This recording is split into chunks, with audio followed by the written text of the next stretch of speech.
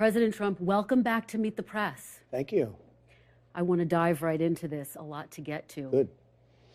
There are a number of things that make your campaign unprecedented. You are the first former president to run for re-election in more than 100 years. You are facing 4 indictments. You have an incredibly significant lead in the GOP primary polls. But I want to ask you this, Mr. President. Why do you want to be president again? Well, it's a very simple answer, and I can give it very easily. It's called Make America Great Again. Our country is in serious trouble. I don't think we've ever been so low in terms of certainly opinion, world opinion, and country opinion. People are devastated. They look at what's happening with millions of people coming in, millions of illegal immigrants coming into our country, flooding our cities, flooding the countryside. I think the number is going to be 15 million people by the time you end this. By the end of this year, I think the real number is going to be 15 million people. They come from prisons. They come from mental institutions, insane asylums. They say, sir, please don't use that term, but it's true. They're terrorists at a level. It was very interesting. On NBC, I saw a poll, and I saw some statistics, and it said in 2019, there were no terrorists. They caught no terrorists. There was nothing that they saw. There was no anything. And now, this year, it's a record number like they've never seen before. So we did a great job at the border. We did a great job with the military. We did a great job with inflation. We had essentially no inflation. We had a great economy. And we didn't have an Afghanistan disaster. We were getting out, but we were going to get out with dignity and pride, not the way they got out. That was a surrender and an embarrassment and horrible. We gave $85 billion worth of equipment to the Taliban. We had death, so much death and so much horrible destruction. And it was a terrible thing. I think it was the lowest point in the history of our country. Now, with all of that, we can change it and we can make America great again. And that's why I'm doing this. Well, and you have talked about a lot. We are going to delve into a number of issues you brought up. You talked about all the people coming across the border. Of course, a lot of families also coming across the border as well. I want to talk to you about that a little bit later on. But first, let's talk about the breaking news today. We learned just a short time ago that the president's son, Hunter Biden, was indicted by a federal grand jury on 3 gun charges. Given that, Mr. President, can you continue to say that there are 2 systems of justice? Well, I think there's no question about it. He had a plea deal that was the deal of the century, the art of the deal. You could write a book on it, the art of the deal. And all of a sudden that was broken up by a judge who was able to, a brilliant judge actually, who was able to see through what was happening. And it's a sad situation. I mean, nobody should be happy about this. I'm not happy about it. Nobody is. It's a very sad thing. It's so bad for our country. But, you know, if you think about it, I've been under investigation from the day I came down the escalator, and a phony investigation, fake investigations, investigations that I beat every single time, still under investigations. But it's a very sad thing, and it's a slippery slope, and dangerous, very dangerous for our country. But you talked about the plea deal, but now Hunter Biden's been indicted. He's facing very serious charges. So doesn't that undercut your entire argument that there are 2 systems of justice in this country? It's one of 12 charges. There are 12 possible charges. And he's still under investigation. This is the only charge that doesn't affect his father. Well, he's still under investigation. Well, sure, maybe. I mean, let's see what happens. But this is the only charge that doesn't affect Joe Biden. This was the gun charge. But gun charges are very serious. You know, people have had gun charges and gone to jail for a lot of years. I pardoned some people who I thought it was just horrible what happened, but they were put in jail for many, many years, rappers and others. So, look, it's a bad thing, but it's one of 12. And it's the one charge that doesn't affect Joe Biden. Well, of course, there's no evidence that the president has any link to his son's business dealings. Let me ask you, though, about a second. I don't necessarily agree. He called in. You mean he called in all these meetings? He was calling in on the meetings. He was put on speakerphone, and every single day, and the witness literally testified. many calls. And what about the fact that he got rid of the prosecutor for $1 billion? Well, the witness who testified. You don't get rid of this prosecutor. We're not giving you $1 billion to Ukraine. He said that. I mean, there are a lot of things here. Mr. President, the witness who testified, though, said that he never heard any discussion of business when President Biden was put on the phone. Wait. You saw the prosecutor thing on television. because I saw it on your network. He said, you don't get rid of this prosecutor, I'm not giving $1 billion. That was looked into as well. And as you know, there was never any wrongdoing. If I ever said that, quid pro quo. Let's move on to what a second Trump term would look Sure. like. When you launched your campaign in March, you told the crowd, quote, I am your retribution. What does that mean? What does that look like? I think retribution is talking in terms of I have to protect people. What they're doing to people is so horrible. They're putting people in jail for long periods of time. Firemen, policemen, accountants, even lawyers. They're in prisons for years now and don't even have trials in some cases. And if you look at Antifa and other groups, practically nothing happened to them. They burned down Portland. They burned down Minneapolis. They took over Seattle. I mean, they literally took over a big chunk of the city. People died and nothing happened to them. We have to protect all people. But when you talk about retribution, are you talking about directing your attorney general to try to go after your political enemies? When I talk about retribution, I'm talking about fairness. We have to treat people fairly.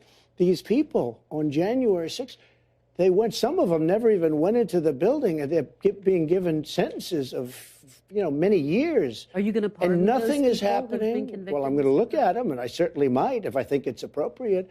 No, it's a very, very sad thing, and they're dividing the country so badly, and it's very dangerous. Well, Mr. President, we're going to delve into that a little bit later on, but I want to stay on this idea of what you mean by retribution.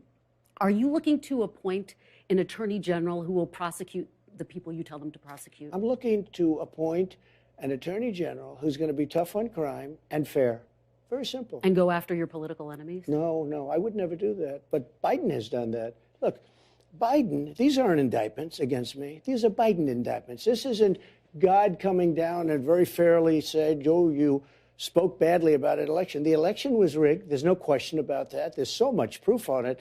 Even if you go to the more modern day proof with the, they call it Twitter files, FBI and Twitter, or you take a look at the Amazon stuff or the Google stuff, or you take a look at 2000 Mules, you take a look at all of the ballot stuffing that's on tape, you take a look at the fact that the legislatures didn't approve a lot of the things that were done in the elections and they had to approve. And we could go on forever. We could go on forever. But no, I want somebody that's going to be strong, respected, tough, and fair. Just to go back to a couple of the points you said, the ballot stuffing, that's something that's been debunked. It hasn't been As debunked. you know, it's on camera. But I do want to keep moving forward. Yeah, but and of course, it's on camera. Hundreds and even thousands and thousands of people. You take a look. True the vote. Take a look. It's on camera. But Mr. President, they have you know, thousands Republican of pictures. officials But and I know, top but law Kristen, you can't say enforcement officials have they have told you that thousands that's of pictures debunked. of people. I know you have to say that for your network, but you shouldn't say it. Because that's the problem. But Mr. The President, news has lost such power. Let's stay on track, though, Mr. President. Let's stay on track. But you're with saying this to me question. it hasn't. We have thousands of essentially motion pictures of people stuffing the ballot boxes. But, Mr. President, tens of thousands. They're not stuffing the ballot boxes, and you've been told that by your top law enforcement officials. But let's stay on track because we have so much ground to cover. You have people that went and voted in one place, another place, another place. As many as I understand, 28 different places in one day with 7, 8, 9 ballots apiece. They can't do anymore because it would look too phony. These were professional people. They were stuffing the ballot boxes. It's there. I mean, it's there to see. A lot of people don't like looking at it. 60 different cases all across the country. You lost that, but let's stay on track. We lost because the judges didn't want to hear them. Mr. President, but if this were ever before a court, we would win so easy. There is so much evidence that the election was rigged. And you may not even put the section on your show, and you'll have to decide what you want to do. But people know it was rigged. Look, the media, when I first got involved in politics. As you know, there's no evidence of that. We have so many different topics. Tremendous evidence. I want to talk about what a Listen, potential... let me ask you this. You agree there was Twitter files, right? Mr. President... You agree there were 51 intelligence agents that lied. You agree with that? I'm not the one who's being interviewed. Let's stay on track because I want to talk about... That's rigging the election. Because that's what voters want to hear about, Mr. President. Let's talk about what's happening on Capitol Hill right now. Speaker McCarthy announced that he was launching an impeachment inquiry this week into President Biden? Do you see this as a part of the retribution that you seek? No, not at all. I think, look, you look at the terrible things that have been happening with respect to Biden. Look at everything. Jamie Comer, Jim Jordan, who are fantastic people and very legitimate people. I watched Jamie Comer just a little while ago talking about a lot of different facets of what's going on. And he was the one that said, I guess there are 12 things where it looks like it's stone cold guilty. And the gun charge is only one of the 12. He said this is the only one that doesn't implicate Joe Biden. So, but my question for you, did you talk to Speaker McCarthy about this House impeachment inquiry? No, I don't talk to him. Tell him that he should open a House No, impeachment I don't inquiry? do that. I don't think he'd do that. I mean, he wouldn't do it based on me, no. Did you talk to your Republican allies on Capitol Hill and say you should support this? No, I don't have to talk. They're more proactive than I am. They think it's terrible. I will say this, they think I was treated very unfairly. I mean, when I was impeached for a perfect phone call, and now it turned out to be perfect, I hope you will admit that at least, because I was right, 100% right. But I was impeached for a perfect phone call. And how sad that is. And we had 196 to nothing vote for Republicans. Very unusual for the Republican Party. I was so proud of them. 196, the entire House, not one person dissented. And then other than Romney, who sort of gave me half a vote, but we had 100% in the Senate. People think I was treated very unfairly. Well, the people who voted I know I was treated. The people who voted for that impeachment say that the phone call that you referenced was about a quid pro quo. It was perfect. But my phone call was perfect. My phone call was saying, please investigate any crimes that you see. And by the way, I'm mandated to do that as the president of the United States. And it was really a call to congratulate him on winning the election.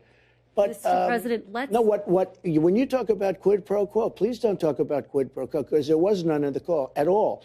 Where there's a quid pro quo was when Biden said very strongly, we're not going to give them the $1 billion unless they get rid of the prosecutor. That's a quid pro quo. Mr. President, let me take a step back here, because a lot of voters say what they want to talk about right now is your vision for the future. Sure. And I've been traveling to a lot of the early voting states, and they say that your focus on the past is a problem for them. What do you say to those voters? I have no focus on the past, except that you have to learn from history. You have to learn from the past. We had an election that was very, very terrible. It was a terrible thing for our country. And you have to learn from that. You can't forget that and just go. Now, with all of the things that we said, I had the best economy maybe in history. We're going to talk about it next. Right. So let's stay on I had the best economy in history, and I'm going to do it again. I had the best energy. We were energy independent, soon to be energy dominant. Now we're begging for energy. I mean, what they've done to this country, they're destroying our country. We're going to talk about the economy in just a minute. But before we move on from Capitol Hill, do you think Republican hardliners should abandon their threat to shut down the government over their spending priorities now that there is this impeachment? No, I think if they don't get a fair deal, we have to save our country. We have $35 trillion in debt. We have to save our country. So you would shut down the government? You'd support that? I'd shut down the government if they can't make an appropriate deal, absolutely. Okay, let's talk about the economy. And I want to start by talking about this big standoff between the auto workers and the big three auto manufacturers. Yeah. My question for you, Mr. President, whose side are you on in this? I'm on the side of making our country great. The auto workers are not going to have any jobs when you come right down to it, because if you take a look at what they're doing with electric cars are going to be made in China. The auto workers are not going to have any. I'll tell you what, the auto workers are being sold down the river by their leadership, and their leadership should endorse Trump. The reason is, you got to have choice. Like in school, I want school choice. I also want choice for cars. If somebody wants gasoline, if somebody wants all electric, they can do whatever they want. But they're destroying the consumer, and they're destroying the auto workers. The auto workers will not have any jobs, Kristen, because all of these cars are going to be made in China. The electric cars automatically are going to be made in China. So let's talk about UAW's leadership. The president, Shawn Fain, has withheld his endorsement of President Biden, but this is what he had to say about you. Quote, another Donald Trump presidency would be a disaster. How would you win that endorsement? Well, if that's the case, I probably won't win his. I don't know the gentleman, but I know his name very well. And I think he's not doing a good job in representing his union, because he's not going to have a union in 3 years from now. those jobs are all going to be gone because all of those electric cars are going to be made in China. That's what's happening, number one. Number two, the electric cars are much more expensive, and they don't go far enough. So if somebody wants to take a little bit of a long, just like the trucks, if somebody wants to take a little bit of a long ride, let's go to Maine or let's go to Kentucky from New York. You can't do it. I mean, you have to stop all the time. They don't go far enough. They're very expensive. They have a lot of drawbacks. Now, with that being said, some people are going to want them. Some people are going to travel short distances. What they're doing with our trucking industry is a disaster because they want all electric trucks. And a truck on with a large tank, large gasoline or diesel capacity can go up to 2,000 miles. An electric truck goes 300 miles. So what are these guys going to do? They're going to stop every 300 miles and recharge their truck and spend 3 hours? Let's move on and talk about another big picture issue when it comes to the economy. The issue of interest rates, inflation, something that you've talked a lot about. Yeah. The Federal Reserve is obviously independent, but I wonder, Mr. President, if you are re-elected, would you direct your Federal Reserve chair to lower interest rates? Well, you know that I put a lot of pressure on him. It was outside pressure because nobody knows whether or not you can really do that. But I did because I thought his interest rates were too high, and he ultimately dropped his interest rates. The same gentleman, as you know. But it was a lot of pressure. I mean, I was very active on that. Right now, interest rates are very high. They're too high. People can't buy homes. They can't do anything. I mean, they can't borrow money. The banks don't have the money. The banks aren't lending the money. The banks, by the way, Chase Manhattan Bank, Bank of America, they discriminate against conservatives. It's a disgrace, and they shouldn't be allowed to. And I'm going to do something about that. But you take a look at banks throughout the country, and I think because of the regulators, but you take a look at Bank of America and Chase, they discriminate against conservatives and Republicans. What's the evidence for that, Mr. President? Oh, we'll give you plenty of evidence. Okay, all right. Well, let's stay on track with this question, though. So just to be very clear, if you were reelected, would you direct your Fed chair to lower interest rates? It depends. It depends. Depends where inflation is. But I would get inflation down because drill we must. We will be drilling for oil. We are going to become, again, energy independent. We are going to reduce our debt because we're also going to become energy dominant. You know, we were ready to go dominant within a matter of months. We would have been making so much money. We have more oil, I call it liquid gold, under our feet than any other country, Saudi Arabia, Russia. And there's no country with more, and it's sweet. It's the finest. We have the best. You know, we're taking it from Venezuela. You know what it is? Tar. It's the worst. Mr. President, are you going to appoint a new Fed chair if you're reelected? Well, I guess he would have 2 years left or something like that, so we'll see. But, okay. All right. You know the word jawboning? I did a lot of jawboning against him, and he ultimately lowered interest rates. We had low interest rates. We had the best housing market ever. We had people buying homes. Today, people can't buy homes. Economists are looking at some of the figures right now. The fact that the unemployment rate is at 3.8%. And they say it looks like the U.S. may not dip into a recession. What do you make of that assessment? Oh, I don't know. Yeah, people are going to, they say that, and then you end up in a depression. They say you're going to do great. You end up bad. You say, and the opposite. Most of them don't know what they're doing. It's a touch. It's a feel. And I predicted a lot of markets. I predicted a lot of things, frankly. You know, they say Trump was right about everything. I think that the way it's going now, you're going to have to, things are not going right now very well for the consumer. Bacon is up 5 times. Food is up horribly, worse than energy. Energy is starting to go up at a level that we haven't seen in a long time, meaning a couple of years since he took over, because I had energy prices very low. I had gasoline very low. We have to get the energy down, which they will never do. And they kept it artificial because they took the strategic reserves, which I had a lot to do with filling up for the first time ever. They took these strategic reserves and he issued it to everybody so that he could keep the gas prices down. Now, strategic reserves are at the lowest level they've ever been at, and we need that for war. And there are a lot of factors that have contributed to that. Well, no, the big factor is the fact that he took that oil. Let's talk about taxes. He took that and he wanted to have low gas prices for an election. And now we have nothing left. Mr. President, there are a lot of factors, including global factors, that went into that. Let's talk about taxes, though. I don't know why people stick up for him so much when he makes bad decisions like you. I don't know why, and I have a lot of respect for you, and you were very fair in the debate. But I don't know why you and other people say, oh, it's okay that he destroyed the strategic petroleum reserves. I mean, why do you do that? Or it's okay that he has open borders. Somebody was in your position, not quite as good, said this morning, oh, having open borders is a wonderful thing. I don't know why, and I think that's why the media has lost so much credibility. Mr. President, we're just having a conversation. Let me talk to you about taxes and your differences with President Biden over taxes. Sure. He wants to raise corporate tax rates to 28%. It's reported you want to lower them to 15%. Is that true? I'd like to lower them a little bit if we could, but what I want to do is we have to get some income coming in. You know, when I lowered taxes, we took in more revenue. To 15%, Mr. You know President? that when it depends on where we are at the time. You know, a lot happens in a year. But when I lowered taxes, I cut taxes tremendously, created tremendous jobs. But more importantly, we had more revenue with lower taxes than we did with higher taxes. You also added $8 trillion to the national debt. Your GOP challenger, Nikki Haley, made that point, saying, quote, the truth is that Biden didn't do this to us. Republicans did this to us. Does she have a point? We had a thing happen to us. We had the greatest economy in history, and then we got hit with COVID. And we had to keep this beautiful thing going.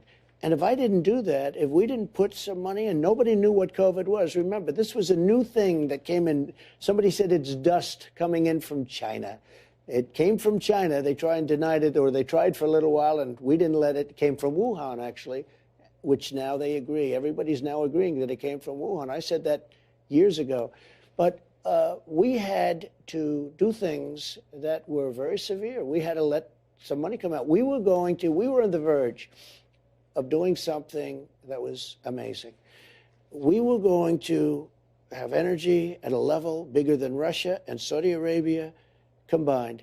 That energy was going to be sold to Europe and all other places. The prices would have come down. We were going to make a fortune, and we were going to start paying off debt.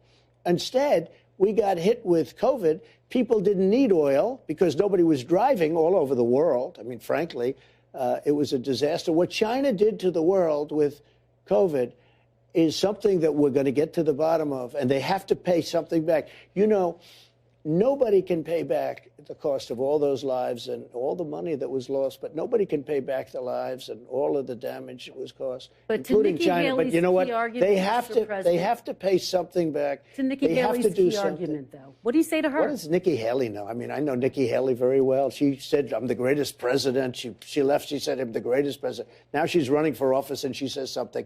Look, Nikki Haley doesn't know anything about it. She's a politician. She knows nothing about it.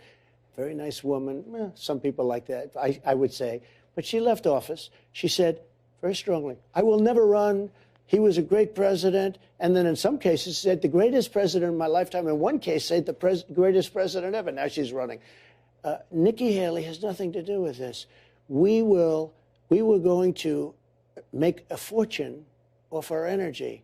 We were going to send the energy to Europe. Europe was going to pay us tremendous amounts of money. And I'll tell you, you would have never had the Ukraine monster at all. It would have never happened. Russia would have never got, just by sheer force of personality. But beyond personality, what happened is when oil hit $100 a barrel, and by the way, it's right there right now again, Putin makes a fortune on this war. You know, everybody said, oh, he can't afford it.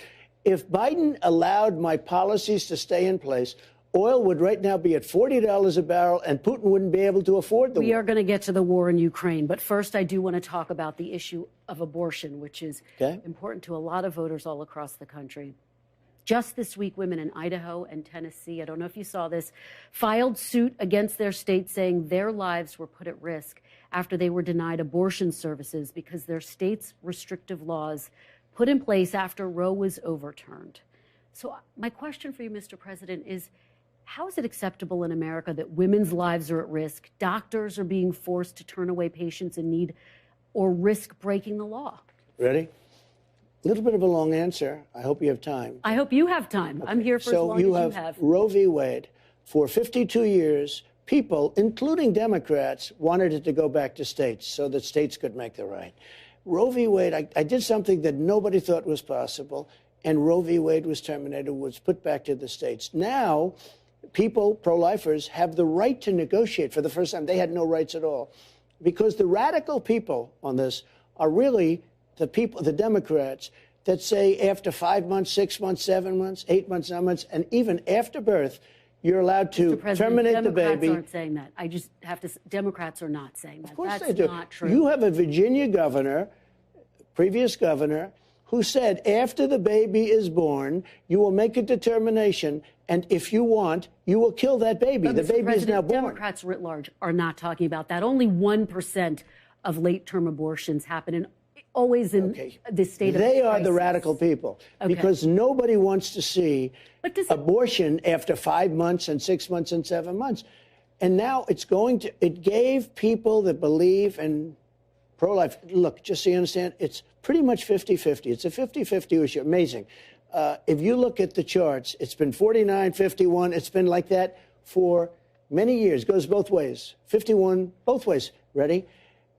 I was able to do something which gave at least pro-life people a voice.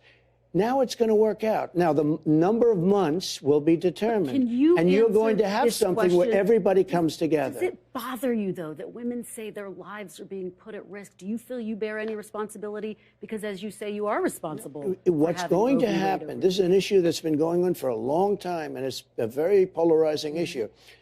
Because of what's been done and because of the fact we brought it back to the states, we're going to have people come together on this issue. They're going to determine the time because nobody wants to see 5, 6, 7, 8, 9 months. Nobody wants to see abortions when you have a baby in the womb. I said with Hillary Clinton when we had the debate, I made a statement, rip the baby out of the womb in the 9th month.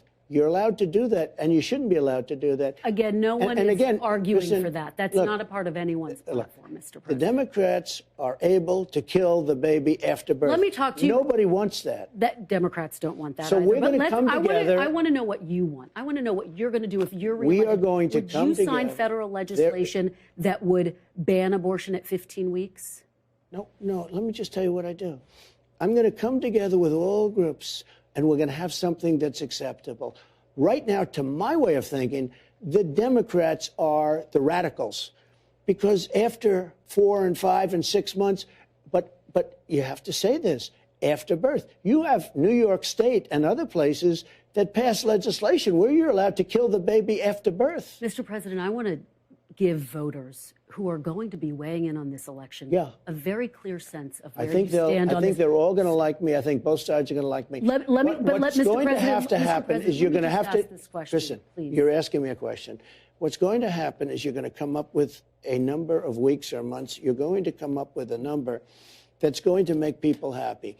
Because 92% of the Democrats don't want to see abortion after a certain period of time. If a federal ban landed on your desk, if you were reelected, would you sign it at 15 weeks? Are you talking about a complete ban? A ban at 15 weeks. Well, people are starting to think of 15 weeks. That seems to be a number that people are talking about right now. Would you sign that? I would sit down with both sides and I'd negotiate something, and we'll end up with peace on that issue for the first time in 52 years.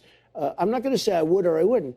I mean, DeSantis is willing to sign a 5-week and 6-week ban. Would you support that? You think that goes too far? I think what he did is a terrible thing and a terrible mistake.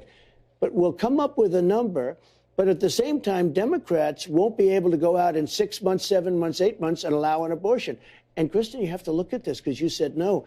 You have some states that are allowed to kill the child after birth, and you can't allow that. But, Mr. President, again, no one is calling for a child to be killed after birth. No one's calling for that. But you have legislation. But let me just ask you. Kristen, you have legislation in certain states where it's allowed. Mr. President. The governor of Virginia, previous governor, who was a whack job. I call him the Michael Jackson governor. No one's talking about that as part of their platform. I want to know what you want. That governor said you can kill the baby after birth. But, Mr. President, this is about what you would do if you were reelected. As you know, you upset We will agree to a number of weeks, which will be where both sides will be happy. We have to bring the country together on this issue. Mr. President, when you talk about negotiating, I think a lot of people think to themselves, this is an issue that they care about deeply in their hearts. They know where they stand, and they want to know where you stand.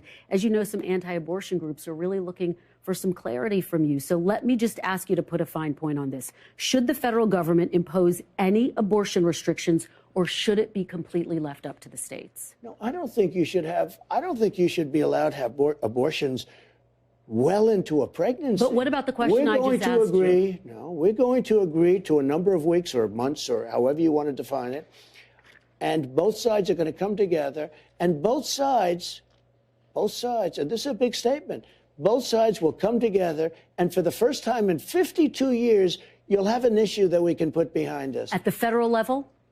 It could be state or it could be federal. I don't frankly care. So you're not committed to a ban at the federal level? I will say this, everybody, including the great legal scholars, love the idea of Roe v. Wade terminated so it be brought back to the states. It sounds like that's what you think, too, that it should remain a state issue. I would say this, from a pure standpoint, from a legal standpoint, I think it's probably better, but I can live with it either way. It's much more important. The number of weeks is much more important.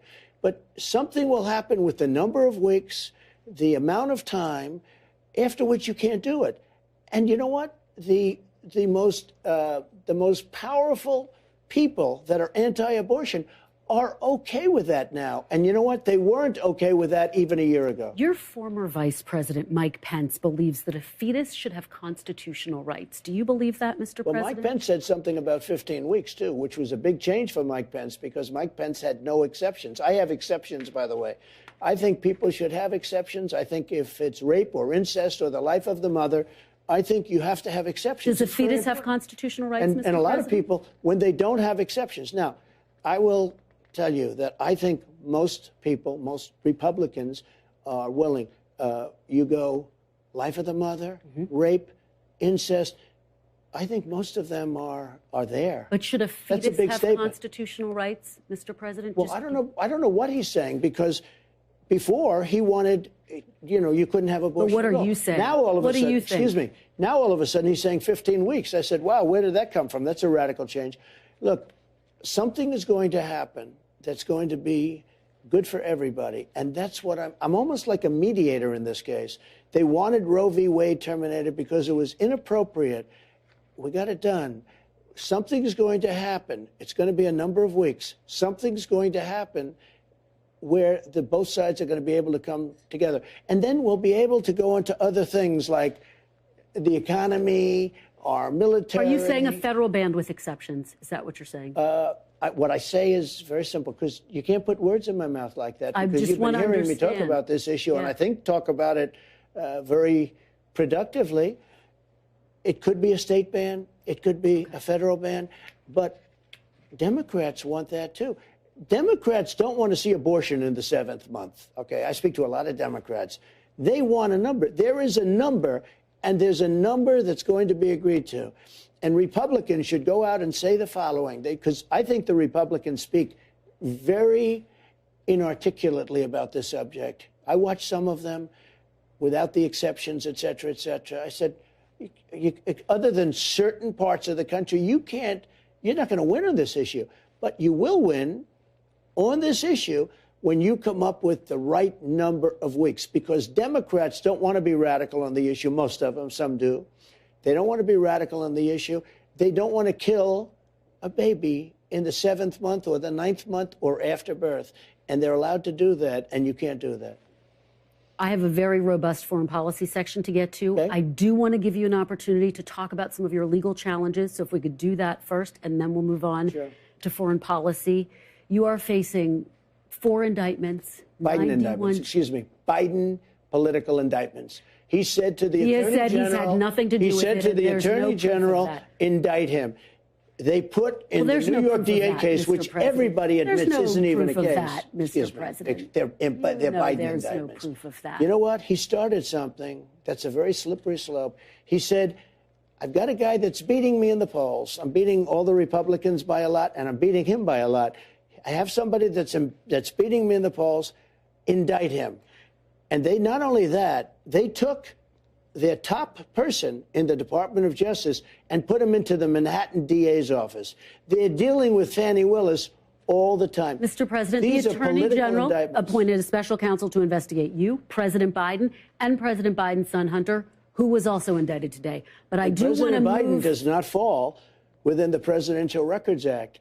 And frankly, you don't ever hear anything about the special counsel. But they gave me this deranged person named Jack Smith. He's a deranged lunatic. I fall within the Presidential Records Act. It's very simple. It's a civil thing. In fact, the New York Times, of all institutions, did a story. And it was headlined, "Please, please, please, Mr. President, could we take a look at the documents?" And they said in the story that the only way you can get documents from a president is if you go there and say please, because this is civil. And they won't even have a lawsuit. They may have a civil lawsuit at most, but they probably don't even have a civil lawsuit. And this should never have been an indictment. There's no criminal. Now, there is criminal for Joe Biden because he was a senator and he was a vice president. Well, the charges you're facing don't have anything to do with the Presidential Records Act. But let me ask my question so we can get to foreign policy. Wait a minute. This comes within the Presidential Records Act. That's what it's about. Let me just ask these questions, and then we can move on to some other topics. You are facing 4 indictments, 91 felony charges. If you would say it properly, I'm facing 4 Biden indictments. He told the Justice Department to indict him, or Merrick Garland said, let's indict him. Let me ask you this, Mr. President. They indicted their political opponent. I just want to hear from you on this. I want to know what's in your head. When you go to bed at night, do you worry about going to jail? No, I don't, really. I don't even think about it. I'm built a little differently, I guess, because I have had people come up to me and say, how do you do it, sir? How do you do it? I don't even think about it. These are corrupt people that I'm dealing with. They're destroying our country. I don't even think about it. All I think about is making the country great, making America great. Look, these are these are Banana Republic indictments. These are third world indictments. The President of the United States sees how we're doing. We have a movement, the likes of which has never happened in this country before. And you see it with the polls. I mean, I'm up on these people by 60 points and 59 points. I don't mean I'm at 59. I'm leading them by 59. You almost say, like, why are they campaigning? Asa Hutchinson, he's at 0. Christie's at 2. Other ones are at 1. DeSanctimonious is at 9. I just see a poll coming. I mean, I'm leading him by 60 points. Mr. President. And you say, why are they doing it? But here's what they did. They saw this happening. And he went to the Attorney General of the United States, and he told them, indict Trump. There's just no evidence of that, Mr. Why? President. Because you mean but let's stay on track. Look at all the lies he's told. Mr. President, I want to talk Kristen, about wait a minute. Wait. Could I say one thing? Look at all the lies he's told over the last couple of weeks. He said he was at the World Trade Center, and he wasn't. He said he flew airplanes, right? He didn't. He said he drove trucks, and he didn't. Everything he says is like a lie. It's terrible. Mr. President, even his handicap in golf, he said he's a 6. He's not a 6. I want to stay focused on you okay, for the purposes of this interview, okay? Because it's important that we hear from you about all of this. Well, I'd like you to, but you keep interrupting me. Tell me, Mr. President, tell me what you see when you look at your mugshot. I see somebody that loves this country in me, that loves this country. I see tremendous unfairness. I think very few people would have been able to handle what I handled. When I was coming down the escalator with Melania, I was already under investigation because they saw how well I was doing in the polls. And it just got worse and worse. And we caught them. We said they were spying on our campaign. It turned out to be true. They had the fake dossier. That turned out to be true. It was paid for by the Democrat Party. It was all fiction. All of these things happened. Impeachment hoax number 1, impeachment hoax number 2. I've been treated very badly, and I've won every single time. When you say, do I sleep? I sleep. I sleep because I truly feel that in the end, we're going to win. I think we're going to win an election the likes of which nobody's ever seen before. I don't think anything's going to stop it. Nothing's going to stop it because people see what's happened to our country. We're not respected in the world. Look at other countries. Look at what's happened. Everybody's going to the side of China, Russia, Saudi Arabia. We're going to talk about that. No, Mr. President, China I want to delve into foreign world. policy, but let's get through this, and then I want to talk to you about all of those issues you just talked about, Mr. President. By the way, do you think your former chief of staff, Mark Meadows, is still loyal to you? He just pleaded not guilty in the Georgia Well, I hope case. he's loyal to me. I mean, do you worry about him flipping? Wrong. Do you worry I didn't about do him? anything wrong. Okay, let's talk about Georgia. I want to talk about that phone call that you made to Georgia's Secretary of State, a Republican, Brad Raffensperger. That was even more perfect than my call to... Let's talk about it. ...the president of Ukraine. Okay. It was a perfect call. Just before you start, many top legal scholars, almost everyone, but many have analyzed that phone call. That was a phone call made in front of, I guess, 7 or 8 lawyers. Brad Raffensperger, the head, who, by the way, last week said, I didn't do anything wrong. He said that was a negotiation. Brad Raffensperger, who I was dealing with, I appreciate that he said that, but he said last week, I didn't do anything wrong. Let's talk about it so we can move on. You said in the call... Let me just tell you one other thing. When I spoke, I knew I was probably being taped. I didn't ask, but I knew I was probably being taped. You know, they illegally taped me because they taped me in Florida. It's a 2-party state. You know that, right? So they illegally taped the call. But forget about that for a second. I knew that there were many lawyers on the phone from the other side. There were many people. There were many people on the phone. When I told them, I said the election was rigged. I said all sorts of things about the election, and which I believe it 100%. They told you it wasn't. No, I have all the facts. Look, I have all the facts. In one way, I looked for a trial because it was so dishonest, okay, so rigged, and such a dangerous thing for our country. We have to have borders and we have to have fair elections. We have neither. But I want to talk about the border. I want to talk about the border, but we have to get through this. When I spoke in front of Brad Raffensperger, who, again, last week said I didn't do anything wrong. Well, it sounded like you were asking for him to come up with 11,000 votes. No, and you know that. You're terrible when you say this. You're off to a bad start. Because what I said was very simple.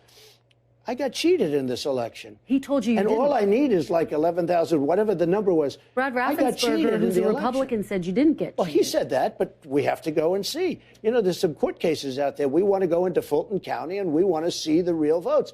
And it's so hard. He said they looked into it. The election had been certified 3 times. I don't want them. I want to look into it. I would say that if we got access to the votes, which we're close to getting in court, as you know, if we got access to those votes, if we look in, you will find numbers that you wouldn't believe. More importantly, though, let me just say this. I want to get through this, Mr. President. Kristen, you have to just hear me out for 1 second. Foreign policy section. We had, because you say something and then you want to go into the next subject. We had many people in the line. When I said, I spoke for an hour. I knew that many people were in the line. I knew that it was I happen to be a really smart person. Who is going to be talking badly when I have lawyers and many other people on the line? Nobody's going to say something bad. But if it was bad, why didn't they say, sir, that was very inappropriate of you to say? Nobody said that. Nobody said, sir. It was only a long time after the call that somebody said, oh, maybe he said something wrong. They said, sir, there's no evidence. This is a hoax, just like Russia, just like Ukraine. There's a hoax. Let me tell you, I spoke to them on the phone, and it was left, I think, something to the effect, okay, we'll get together tomorrow. Nobody said, sir, you shouldn't speak. If I said something incorrect, one of the lawyers for the state of Georgia, which I love, one of those lawyers would have said, sir, you have to take that back. That's an inappropriate statement. The Republican Secretary of State said there was no evidence to fraud. He said he'd looked into it. The election had been certified 3 times when you made that call. You're talking about a different subject. If I said something wrong on the call, he or one of his many lawyers that were on the call would have said, it's inappropriate what you just said. Nobody said that. We had a normal phone call. They said there's no evidence of fraud. He also said, I did nothing wrong last week. Do you have any regrets about that call? No. Whatsoever? None whatsoever. Okay.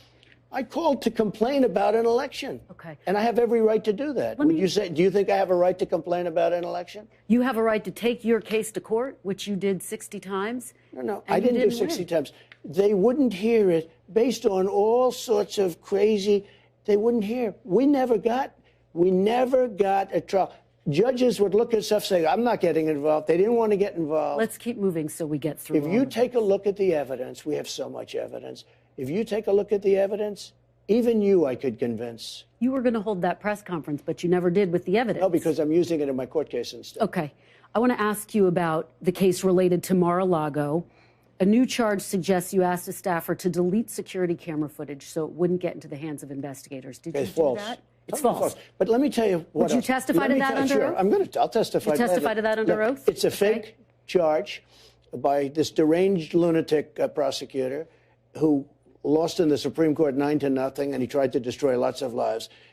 He's a lunatic. So it's a fake charge. But more importantly, The tapes weren't deleted. In other words, there was nothing done to them. And they were my tapes. I could have fought them. I didn't even have to give them the tapes, I don't think. I think I would have won in court. When they asked for the tapes, I said, sure, they're my tapes. I could have fought them. I didn't even have to give them. Just so you understand, though, we didn't delete anything. Nothing was deleted. So that's false. The people who testified. Number one, the statement is false. Much more importantly, when the tapes came, and everybody says this, they weren't deleted. We gave them 100%. Okay. And just so you know, I offered them. I said, if you want to look at tapes, you can look at them. Let's move on to January 6th and the allegations that you tried to subvert the election. And again, I just want to give you a chance to talk about this because voters want to hear about this. The most senior lawyers in your own administration and on your campaign told you that after you'd lost more than 60 legal challenges, that it was over. Why did you ignore them and decide to listen to a new outside group? Because I didn't respect them. You'd hired lawyers, them. Sure, but that doesn't mean, you hire them, you never met these people, you get a recommendation, they turn out to be rhinos or they turn out to be not so good.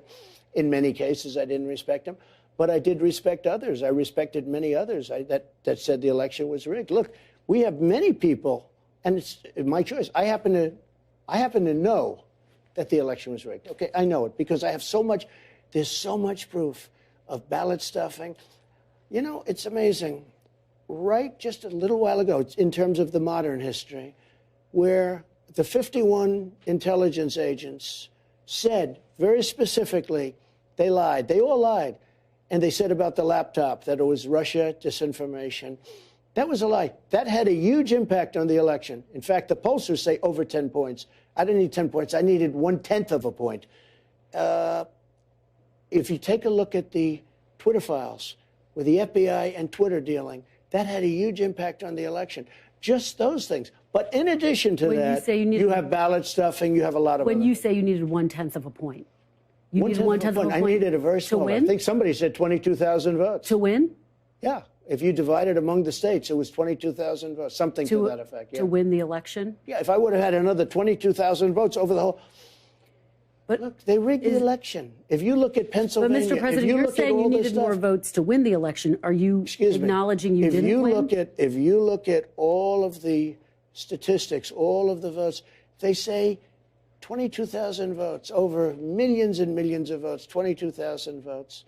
So when they do Twitter files, or when they have 51 intelligence agents come out and lie that the laptop from hell was Russia disinformation, and now they find out it's not. But they knew that at the time. They cheated on the election in that way, too. I just want to be clear, though. Are you saying you needed those votes in order to win? Are you acknowledging you didn't win? I'm not acknowledging. No, I say I won the election. Okay. Even though, again, your lawyers told you you did not. No. Did you? Just let me understand. Some people told me that, but many people told me the opposite. You called some of your outside lawyers. You said they had crazy theories. Why were you listening to them? Were you listening to them because they were telling you what you wanted to hear? You know who I listened to myself? I saw what happened. I watched that election, and I thought the election was over at 10 o'clock in the evening. You were listening to your instincts. My instincts are a big part of it. That's been the thing that's gotten me to where I am, my instincts. But I also listen to people. There are many lawyers. I could give you many books. There are books that are written on how the election was rigged. There are numerous books that were written on how the election was rigged. Just to be clear, were you listening to your lawyer's advice or were you listening to your own instincts? I was listening to different people, and when I added it all up, the election was rigged. There are books that are written. Were you calling the shots, though? In fact, Molly Hemingway wrote a great book. But were you calling the shots ultimately? Excuse me. Molly Hemingway, who's highly respected and great, she wrote a book, a best-selling book called Rigged. Were you calling the shots, though, Mr. President, ultimately? As to whether or not I believed it was rigged, oh, sure. Okay. It was my decision, but I listened to some people. Some people said that. Like guys like Bill Barr, he was a stiff, but he wasn't there at the time. But he didn't do his job because he was afraid. You know what he was afraid of? He was afraid of being impeached. He was petrified to be impeached. And how do you not get impeached? Don't do anything. We've heard so much, Mr. President, about that day, the actual day of January 6th, from other people. Yeah. But quite frankly, we haven't heard from you about your own perceptions of how that day unfolded. Sure. We've heard you talk about the rally. And I'm curious about what happened when you got back to the White House. I know you spent most of the day in the dining room. What were you doing in there? How were you watching it unfold? So let me just tell you about January 6th. First of all, I had very little to do with January 6th. I was asked to speak. And I was the President of the United States. I'm allowed to do that. But I was asked to speak. Other groups, I think it was women's groups, a lot of people were involved in that. And it was incredible. It was incredible. It was, I think, the largest group I've ever spoken. You never see that. You never see pictures of the group that I was speaking to. I think it was the most people and I've spoken to some very large groups. Hundreds of thousands of people were there, and it was a beautiful, beautiful sight. But just so you understand, I went and I spoke. And by the way, peacefully and patriotically, and all of that which wasn't reported, but when I spoke, I have had senators go up. They said, I've never heard you speak so moderately. You were very moderate. What happened when you got back to the White House? Well, wait, let me just say. So I spoke. And then I went back. I wanted to go down peacefully and patriotically to the Capitol. Secret Service, who I have great respect for, said, sir, it's better if you don't do that. It could be unsafe. Because they didn't because of riots, because, it takes one guy with bad intentions, okay? So I didn't have a dispute with them. You had that one person said, I grabbed the man around the neck. Actually, I wish I was so strong to be able to do that. These are all tough guys, smart guys. To dispute that account. Dispute it? Who wouldn't dispute it? She's the craziest account I've ever heard. You mean that I was in the Beast, and she said I was in the Beast, and the Secret Service didn't win. So I took a guy who was like a black belt in karate and grabbed his neck and tried to choke him. What happened? How ridiculous. Just so you understand, and I have great respect for Secret Service, by the way. They're fantastic. The Secret Service said, sir, it would be better if you didn't. I said, I'd love to do it. They said it would be better until we went back to the White House. Just so you understand, I spoke. I made a very nice speech. I wasn't Maxine Waters that calls for people's death and some of these. Take a look at what these other people say. What happened it's so when you ridiculous. got to the White House, though? Where did you watch all of the events unfold? Much more importantly, I offered 2 days before, 2 or 3 days before, 10,000 soldiers, right? And they were going to go because everybody was telling me, I knew it was going to be big in terms of the crowd, because everybody I spoke to said, hey, I'm going down on January 6th. I'm going down. I'm going to listen to your speech, et cetera. And there were other speakers. I wasn't the only speaker. There were many speakers. But wait a minute. I offered 10,000 people to the mayor of Washington, D.C., Nancy Pelosi, both of them, Nancy Pelosi and to the mayor of Washington, and they turned it down flat. And the police commissioner was very nasty about it to her, and he testified. And here's what happened. The January 6th unselect committee of thugs and horrible people, the unselect committee destroyed all the evidence. They say they didn't do that. We did ask them. We did ask the January 6th committee. Well, they announced that they destroyed and deleted most of the evidence. They say some of the evidence is still under review. I want to know what. I want to know about your perspective, Mr. President. Wait, Kristen, I want to they put out an announcement that they destroyed the evidence, and they destroyed all the stuff having to do with Nancy Pelosi, and they wouldn't let her testify. We said, why isn't she testifying? It was a whole rigged deal. Why isn't she testifying? I offered them 10,000 soldiers. She turned them. I want to know what that you she's did in charge on of that security. day. I want to know. You're the President of the United States, though. She's in charge of security. Tell me how you watched this all unfold. Were you in the dining room watching TV? I'm not going to tell you. I'll tell people later at an appropriate time. Just so you understand, however. What did you do when the Capitol was under attack, though? Let me just tell you. In the moment that the Capitol was under attack. Did you see the statements I made in the Oval Office and just outside of the Oval Office? Absolutely. I was there that day. Our police are great. We love our police. We love everybody. Go home. This was at 4 o'clock in the afternoon, more than I don't know. 3 hours after the attack started. But there were tweets that were put out before that. I want to know who you called By the way, on that day. Nancy Pelosi. I don't have. Why would I tell you that? Listen, Nancy Pelosi was in charge of security. She turned down 10,000 soldiers. If she didn't turn down the soldiers, you wouldn't have had January 6th. Did you call military or law enforcement? What? Did you call military or law enforcement at the moment the Capitol was under attack? I'm not going to tell you anything. Let me put it this way. I behaved so well. I did such a good job. Nancy Pelosi turned down 10,000 soldiers. If she didn't do that, and now Nancy I understand. Pelosi doesn't have the authority that the you police have as testified commander-in-chief, though. Listen to me, Kristen. Listen to me. I understand that the police testified against her, the chief very strongly against her, Capitol Police, great people. They testified against her, and they burned all the evidence. Okay, they burned all the evidence. Mr. They President, destroyed all the evidence about Nancy Pelosi. what do you say to people who wonder why you as commander-in-chief, you have authorities that Nancy Pelosi doesn't have as commander-in-chief? No, she has authority over the Capitol. Why didn't you send help in that moment, though? Frankly, just so you understand, I assumed that she took care of it. She turned down. So when you realized that the National Guard wasn't coming? Well, you don't realize anything until quite a while. National Guard not coming. I asked it to be there 3 days in advance, and she turned it down. She says that request was never officially made. Oh, just stop so it. you know. Let me just tell you. Let me ask you about pardons, Mr. President. The mayor of D.C. gave us a letter saying that she turns it down. Okay, we have it. Nancy Pelosi also was asked, and she turned it down. The police commissioner I'm talking about Capitol the day Police, of, wait a minute. Yep. Capitol Police said that he wanted it, and Nancy Pelosi wouldn't accept it. She's responsible for January 6th. Mr. President. Nancy Pelosi's responsible. Mr. President, and the you're the J6 president, though. You refused to interview You have her. authorities that no one else has as the commander-in-chief. Do you think you showed leadership on that day? Yes, absolutely, I did. Okay. And I showed calm. Nancy Pelosi is responsible for the security, and she did a terrible job. Looking and by the forward, way, from what I understand, they burned all the evidence.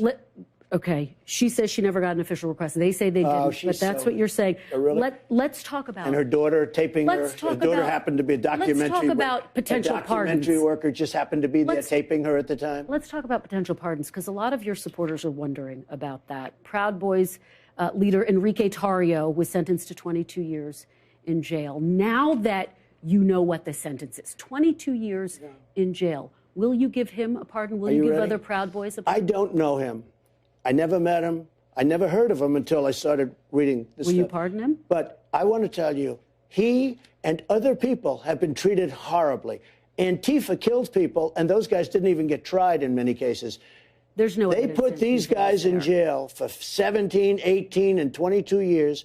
They didn't kill anybody. Some of them never even went into the Capitol. Some of them weren't even in D.C., and they got a 22 or a 17-year sentence.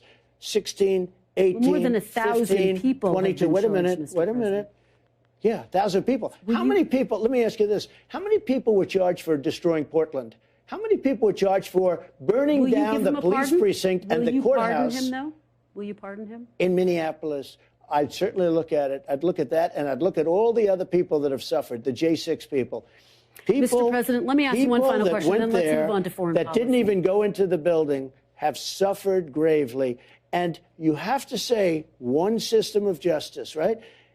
You take a look at what's gone on in Portland. They burned down the city. The city is in shambles to this day. The store owners don't even rebuild storefronts anymore. They put up 2x4s. I want to move on to foreign policy, Mr. President. But why do you do that? Why do you give me a horrible question and then you don't let me answer it? You're off to a bad start, I'm telling you. Mr. President, I want to make sure we get to talk about foreign policy as well. But I don't mind. I have all the time in the world. You do? Okay. I have all the time in the world. Why is it that the people, Antifa people, and very bad people that burned down Portland, burned down Minneapolis, burned down so much, New York City, what they did in New York City, and they were barely charged.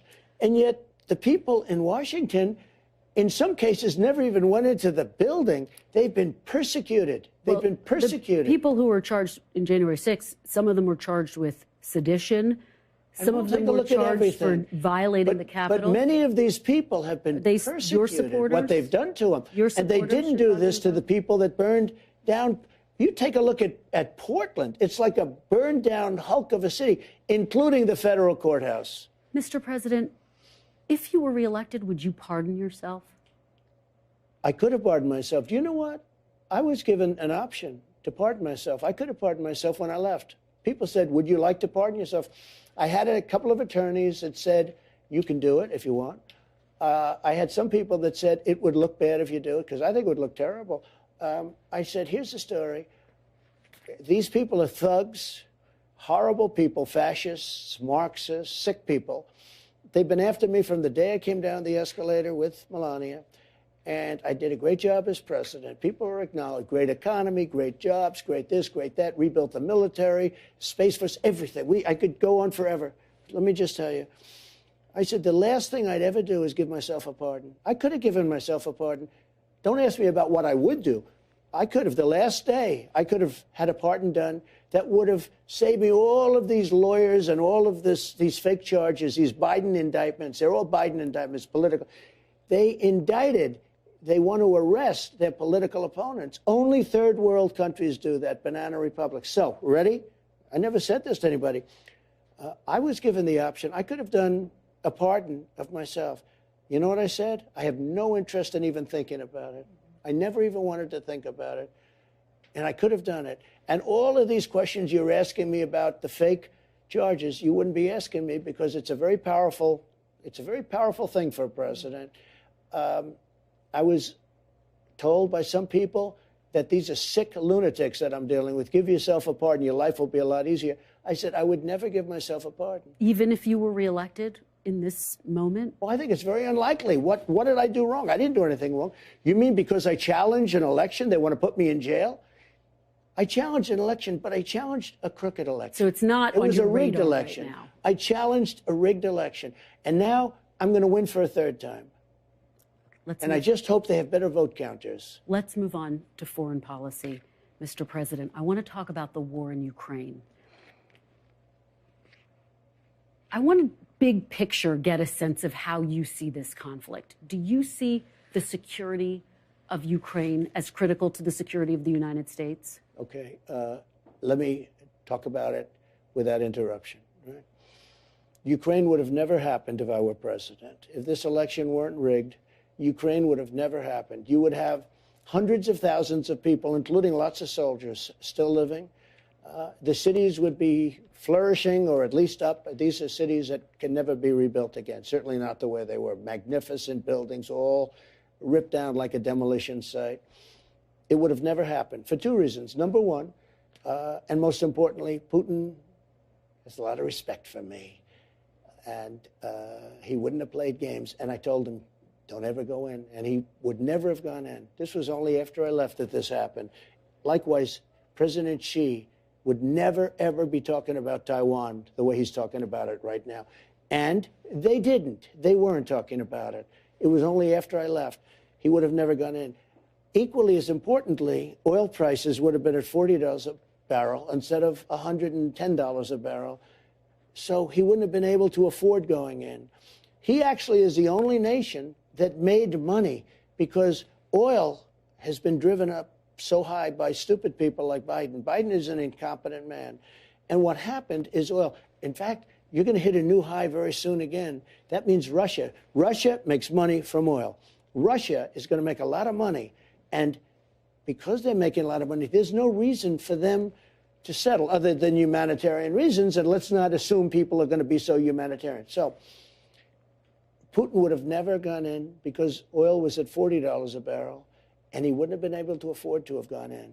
At $100 a barrel, he made a fortune. And that's one reason. The other reason he wouldn't have gone in is because I said, don't go in. Don't even think about it. Just to that key question, though, Mr. President, do you think that our security, the United States security, is linked to Ukraine's security? I think that Europe has to do more. We're in for $200 billion. They're in for $25 billion. And it affects them more than it affects us. It certainly affects them much more than it affects us. So you do think that it's linked in some way? I think Europe has taken advantage of a stupid president. You've probably... Look, Biden should say to them, you have to equalize. You have to catch up. You know, Europe is about the same size as our economy if you add them all up, add the countries up. It's about the same size. And Biden should say to them, like I did with NATO. You know, NATO, they all owed money. I said, get your money in. And we had over $430 billion put in almost immediately. And the head of NATO, Stoltenberg, Secretary General, nice guy, he said to me, most amazing thing I've ever done. And he said it publicly, too. He said, Bush would come in, make a speech and leave. Obama would come in, make a speech and leave. Trump came in and said, you guys aren't paying your bills. And I got him to pay. You know, they asked me something, which hasn't been reported, but the media knows it. We had a meeting of the 28 countries at that time, 28 countries. And they said to me, are you saying, sir, because I said you got to pay your bills, are you saying, sir, that you won't protect us against Russia if we don't pay? I said, sorry to tell you, that's what I'm saying. You know what happened? Yeah. They started sending us money like, and I was never given credit for it, But you wouldn't even have a NATO if it wasn't for me. Let me ask you, Mr. But here's President, the thing. about the your European strategy. countries have to start paying their share because we are having to do with Ukraine. Because we're at 200 billion and they're at 20 or 25 billion. It's so unfair. Let me ask you about your strategy, though, because you have said you want to end this war in 24 hours. You saw the meeting between Kim Jong-un and President Putin. Right. Do you think that complicates your strategy if you were reelected to try to end this war in 24 hours? It would have been easier if the war didn't start and you'd have hundreds of thousands of people living, most importantly. But it would have been a lot easier if it didn't. But I can get it done, and I can get it done quickly. How do you do it? There's another example. You talk about Kim Jong. You talk about Kim Jong-un, right? Mm-hmm. I got along great with Kim Jong-un after the first month or two when we were sparring, but I got along great with him. We were in no danger. There was President Biden said, and he felt even now, and President Obama told me when we sat down. Obama told me, and Biden still to this day, except I don't think he knows he can't put two sentences together. But President Obama told me our biggest threat is from North Korea. We're going to end up in a war. We didn't end up with a war with North Korea. We were going to make a deal. I would say I would have had a deal made with North Korea shortly after the election, had the election not been rigged. How do you end this war, though, talking of deals? How do you end this war in 24 hours? I can't tell you exactly, because if I did, people understand. If I tell you exactly, I lose all my bargaining chips. I mean, you can't really say exactly what you're going to do, but I would say certain things to Putin. I would say certain things to Zelensky, both of whom I get along. Don't forget, Zelensky did something that was very honorable. They asked him, it didn't stop these animals from impeaching me, but, you know, one of those things. They asked him, did Trump do anything wrong? He said, absolutely not. It was a very normal phone call. You can't say that about Biden's call, because Biden, what he did was horrible with the prosecutor. But he said something that was very honorable. He could have grandstanded and said, oh, I felt threatened.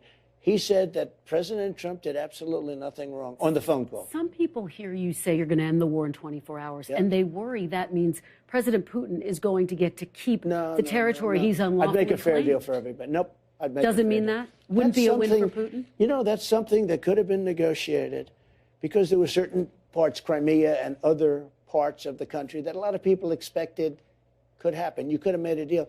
So they could have made a deal where there's less territory right now than Russia's already taken, to be honest. And you could have made a deal where nobody was killed. They had a deal. They would have had a Ukraine country. Now nobody even knows if Ukraine is going to be totally taken over. I will say this. Something's going on, and it's not good for Ukraine, because the news is no longer reporting about the war, the fake news. They don't report about the war anymore. You don't find much reporting. That means that Ukraine's losing, okay? I see very little reporting from NBC, your network. I see very little reporting from NBC, ABC, from CBS, from anyone about the war. It used to be you'd go and you'd watch, even a couple of months ago, you'd watch all of this great strategy. The spring offensive never happened. Ukraine's spring offensive never happened because they were met with a wall of armaments and bombs. President Putin's worried people are losing interest. President Zelensky's worried that people are losing interest in this war. As you're saying, no, I'm Mr. just saying, I'm not seeing anything about the war anymore. To me, that means that probably, because the press is fake and very discredited, that would mean that, you know, look, here's my attitude on the war. I just want people to stop being killed. You know, I was asked by that ridiculous CNN group during my town hall, whose side are you on? I said, I'm on the side of people stop being killed. I don't want to see people killed. They're being killed by the thousands and thousands and thousands. And that's the side I'm on. I don't want, and you know what? People like that answer, to be honest. And I stay with that same answer. I want people to stop being killed. I want to ask you about something President Putin said about you this week. I don't know if you've seen it. This was very recent. President Putin said, quote, "We surely hear that Mr. Trump says he will resolve all burning issues within several days, including the Ukrainian crisis. We cannot help but feel happy about it." What do you make of that? Do you welcome his support? I like that he said that, because that means what I'm saying is right. I would get him into a room, I'd get Zelensky into a room, then I'd bring them together and I'd have a deal worked out. I would get a deal worked out. It would have been a lot easier before it started. Essentially, for 4 years, I kept them from doing anything. Because, you know what, I will tell you this, I've never said this, Ukraine was the apple of his eye. I said, don't ever do it, don't ever do it. He would have never done it. But again, oil prices. He wouldn't have done it because of me, but oil prices. The prices were so high that he had so much money. So he had all this money to prosecute the war. The one who drove up the prices was Biden. Given that President Putin has bombed maternity wards, 20,000 kids kidnapped from Ukraine by Russia, mass graves. Yeah. Do you welcome his support, his all but endorsement? Look, I had a very good relationship with him, and yet nobody was tougher on Russia than me. I stopped Nord Stream 2. You never heard of Nord Stream 2. That was the pipeline until I got involved. I said Nord Stream 2, people that were sophisticated, military people and political people, never heard of Nord Stream 2. I had it ended. The pipeline was dead. Biden came in and he approved it. There was nobody tougher than me with Russia, and yet I got along with Putin. Let me tell you, I got along with him really well. And that's a good thing, not a bad thing. He's got 1,700 nuclear missiles, and so do we. But look, that's a good thing. Getting along is okay, but I got along through strength. And the war would have never happened. The war would have never happened. Now what's happened, it's so bad. The oil price is so high. It's hard to get it stopped. The oil price is so high. When he goes above $50 and $60 a barrel, he makes a lot of money on the war. Now, it's a humanitarian thing. It's a lot of different reasons. But I will get that war stopped very, very quickly. I want to talk about another region that you talked about. Let's talk about another region you talked about, China. If you were to cut a deal between President Putin and President Zelensky, do you run the risk of emboldening China to invade Taiwan? No, not at all. Because China, he's another one I got along to until we had the China virus come in. Once COVID came in, okay, once it was like, you know, I made a great trade deal with China, one of the greatest deals ever made for the farmers and for the manufacturers. $50 billion a year is a great deal. I don't even talk about it because once COVID came in, it was like, I didn't want to talk about anything. I was a much different person. What happened to this world, not our country, the whole world, what happened with COVID. And it just shouldn't have happened. It shouldn't have happened. What happened, what China did to the world was so bad. But I had a great relationship with President Xi, really great relationship. And he was going to stop fentanyl from coming in. He was going to do a lot of, he was going to criminalize it if you made it. You know, in China, they have a death penalty for drug dealers. He was going to make that with fentanyl dealers, too. But then the election didn't work out, and he never had to do that. I know you've been asked this, but very quickly, if China were to invade Taiwan, have you made a determination, again, since voters are about to go to the polls, would you send the U.S. military into Taiwan if President Xi were to invade? President Biden says he would. I won't say, because if I said, I'm giving away, you know, only stupid people are going to give that answer. I heard the other day DeSanctimonious said something about he was going to do this or he was going to do that. I say, well, why is he saying the strategy? You can't say that. So when you ask me that question, I would never say that because you give away all your options. But you don't take it off the table. I don't take anything off the table, no. If elected, you say you would order the Defense Department to use special forces to inflict maximum damage on drug cartels. No. People said I said that. Okay, what would you do? I didn't say that. What would you do? I wouldn't tell you what I'd do. Why would I say that? Because, again, you don't want people to know your strategy.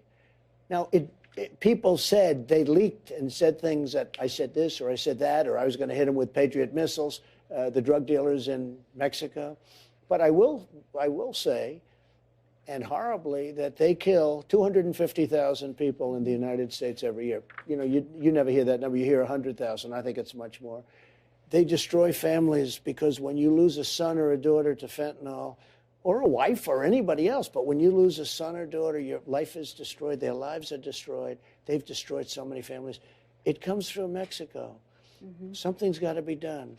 If we were in war, we wouldn't lose 250,000 people. We're losing more people than you lose in just about any war that we've ever had, and we lose them on a yearly basis.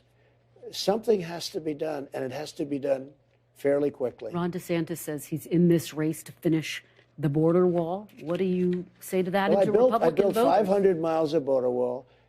It was great. It was just what as you know, the Border Control Board and everybody else, Border Patrol.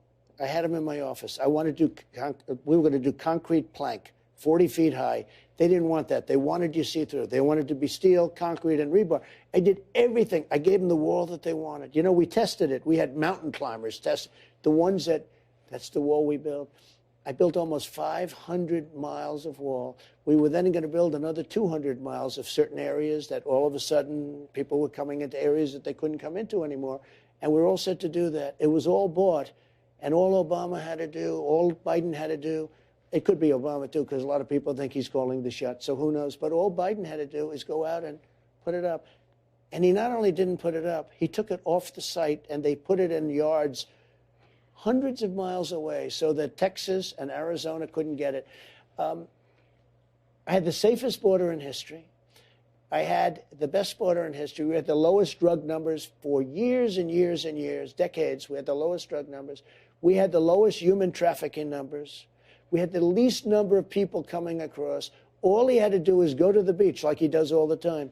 If he went to the beach and didn't do anything, we'd have a great border right now. Final question, Mr. President. You have met with prime ministers, kings, queens, dictators. You've seen it all. As you think about the possibility of a second term, do you still think that democracy is the most effective form of government? I do, but it has to be a democracy that's fair. This democracy is, I don't consider us to have much of a democracy right now. They indict their political opponent. Free speech is shot because the press is very dishonest. Very dishonest, I have to say. Even the way you fight me on simple questions like, you know, the border and this, you fight me so much. And I'm saying, why are you fighting me? Do you know, when I first ran, the approval rating of the media was very high. And now it's very low. It may be below Congress, which is pretty hard to believe. People understand what's going on. We need a media that's free and fair, and frankly, if they don't have that, it's very, very hard to straighten out our country. Did you feel as president you had enough power, though? If you were reelected, would you try to find ways? For example, there's a report you're looking into firing potentially people within the federal government who aren't necessarily perceived to be loyal. Would you need more power? Do you Well, think? just so you understand, that's what the Democrats do, okay? They do it in spades. Would you do that? They do it at a level that you wouldn't believe. I mean, nobody's ever done. No, I wouldn't do that. I want great people, whether they're Republican or Democrat. I want great people. But I want people that love our country, not people that hate our country. Anything else you'd like to say? No, I think it's good. I think we did. We did a lot. Is there any scenario by which, because Ron DeSantis says if he were elected, he'd have 2 terms and you'd only have 1 more term. Is there any scenario by which you would seek a 3rd term in office? No. Just so you understand, when DeSantis says that, that means he's not your man. He's not your man anyway because he's a very untalented guy, and he's proven that. He started out, everybody was talking to him. After I worked him over a little bit, he's gone down the tubes. I think he's going to end up being number 3 or 4. He just had a poll today. He was number 4. And by the way, the one that was number 2 was 59 points behind.